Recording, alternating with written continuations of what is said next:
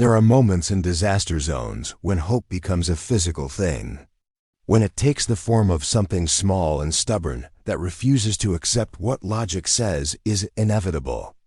And on February 6, 2023, in the ruins of Kahramanmaras, Turkey, after a magnitude 7.8 earthquake had reduced an entire city to rubble and killed more than 50,000 people, hope took the form of an orange tabby cat named Kikik, who sat on a pile of concrete and steel for 72 hours without food, without shelter, without rest, and when international rescue teams finally listened to what she was trying to tell them, when they finally dug where she insisted they dig, they pulled a 7-year-old girl from 40 feet of debris, pulled her out alive 76 hours after the building collapsed, and the only reason they found her, the only reason they knew where to dig in a disaster zone covering hundreds of square miles, was because a cat refused to leave.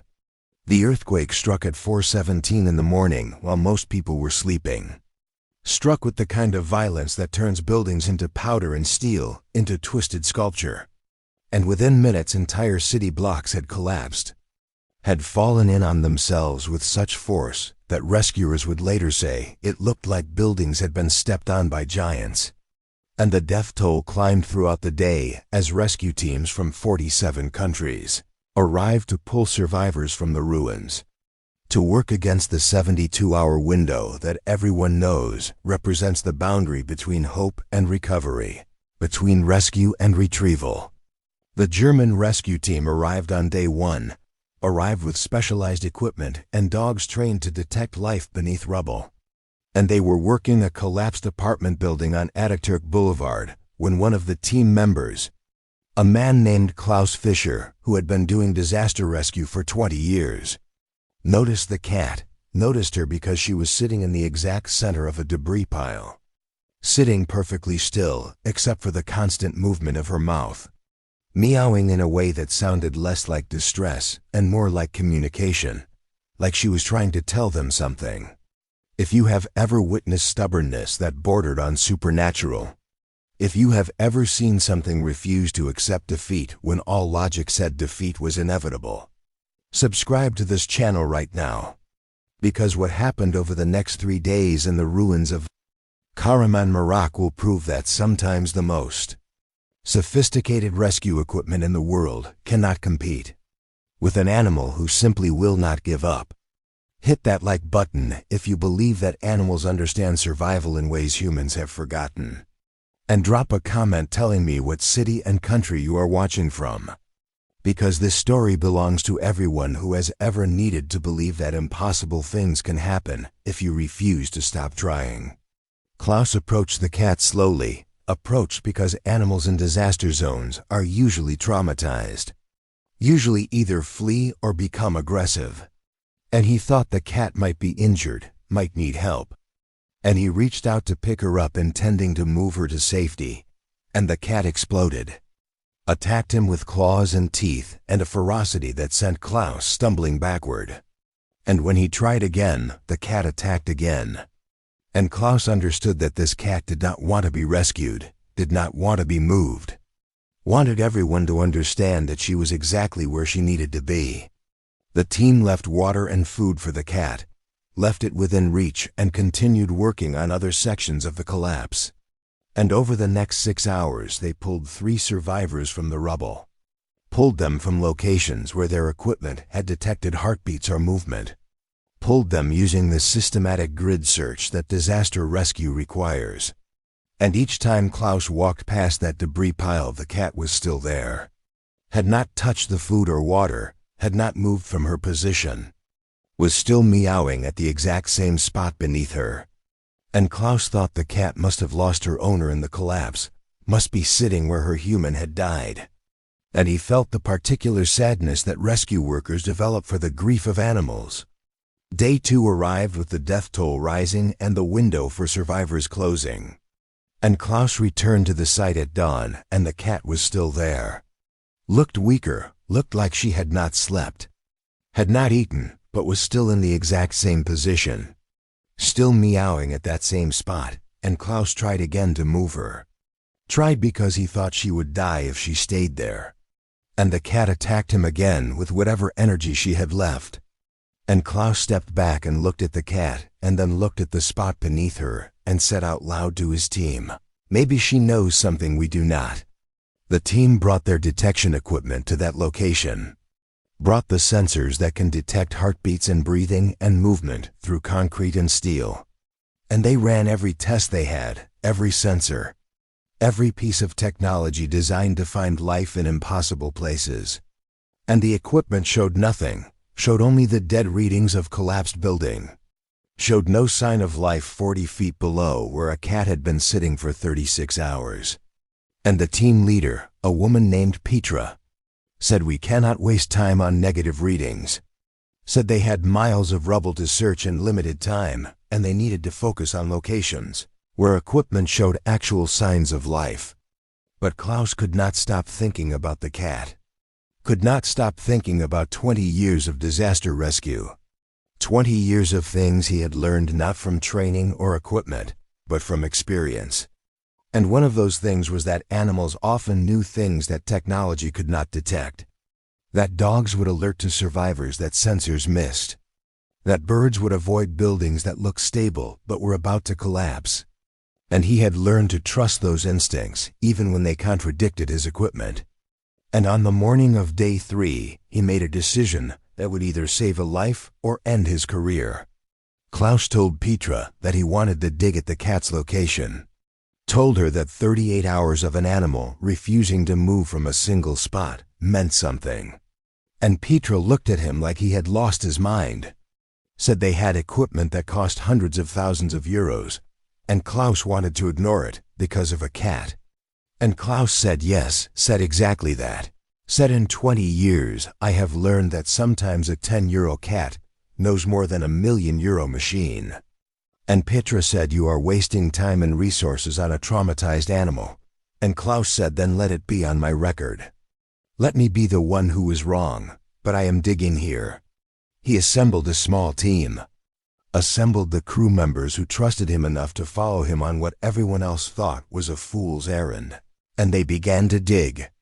Began the slow, dangerous work of removing concrete and steel from a collapse site, where every piece removed might cause further collapse, might kill anyone trapped below.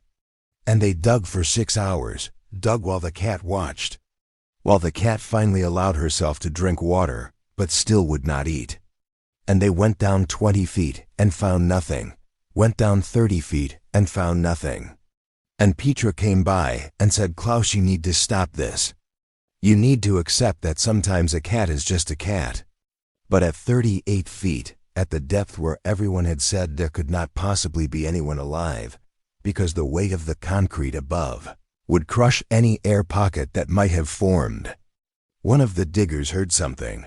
Heard a sound so faint he thought he was imagining it. And he held up his hand for silence, and everyone stopped and listened. And they heard it, heard a voice, heard someone crying. Heard a sound that meant life where there should only be death. And Klaus looked at Petra and said nothing because nothing needed to be said. And they began to dig faster.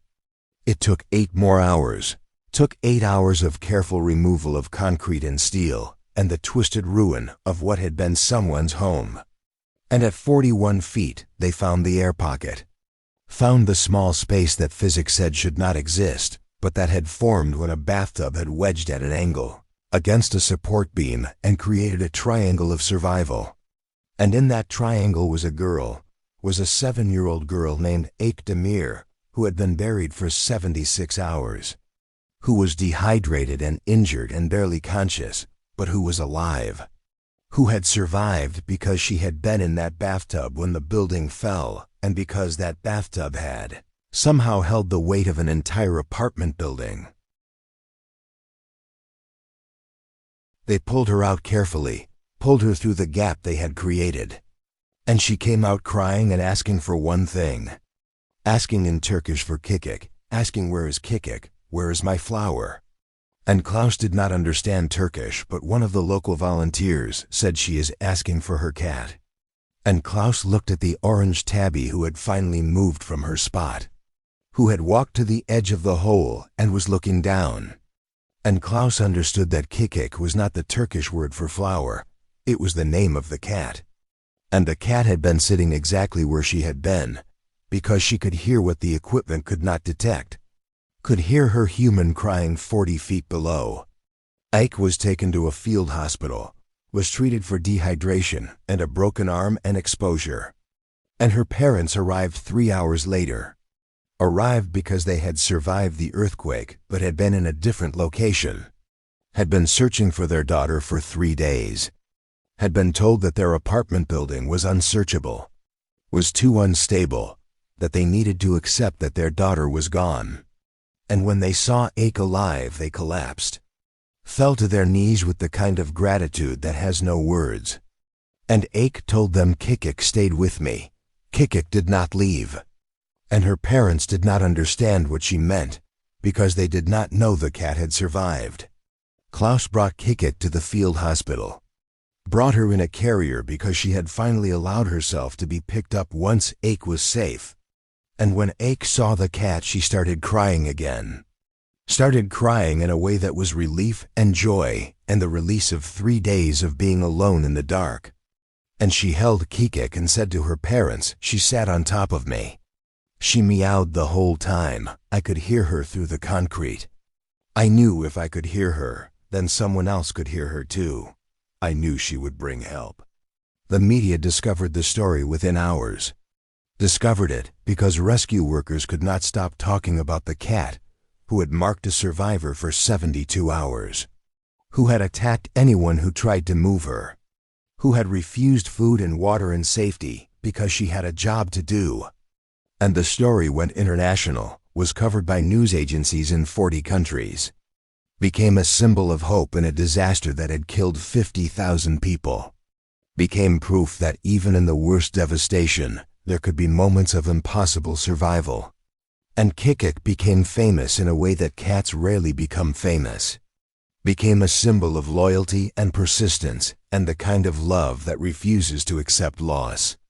Klaus gave interviews where he said that in 20 years of disaster rescue, he had learned to trust animals more than equipment. Said that technology is sophisticated, but animals understand survival in ways that machines cannot measure. Said that Kikik had taught him that stubbornness is sometimes the most important rescue tool. That refusing to give up when all logic says to give up is how miracles happen. And he said that if he had listened to the equipment, if he had listened to logic, if he had not listened to a cat who would not move, Ike Demir would have died 40 feet below the surface, and no one would have ever known she was there. Ike recovered over the following months, recovered in a refugee camp with thousands of other earthquake survivors. And Kikik never left her side, would not tolerate being separated even for medical examinations. And aid workers said that Kikik seemed to understand that Ike needed her, seemed to be performing a different kind of rescue now. The rescue of helping someone process trauma, of being the constant presence that said you are not alone. You survived, we both survived. And Ike told reporters that Kikik saved her twice. Once by marking where she was, and once by giving her a reason to believe she would be found.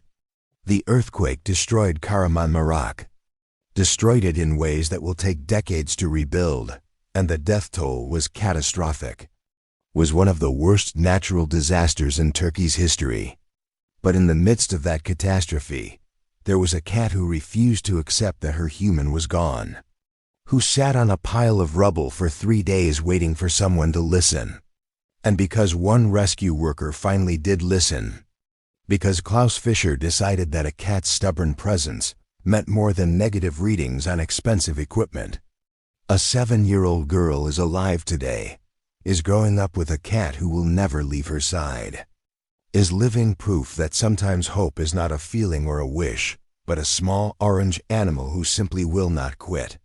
And if this story has moved you, if you have ever needed to believe that impossible rescues can happen, subscribe to this channel for more true stories about the animals who refuse to give up even when everything seems lost. Hit that like button if you believe that some bonds are strong enough to survive anything. And leave a comment sharing a time when an animal's persistence changed an outcome, because these stories matter. These moments when animals teach us about loyalty and stubbornness and the refusal to accept defeat matter. They remind us that in the darkest moments, the smallest creatures can be the ones who hold the line between life and death. And I will see you in the next story.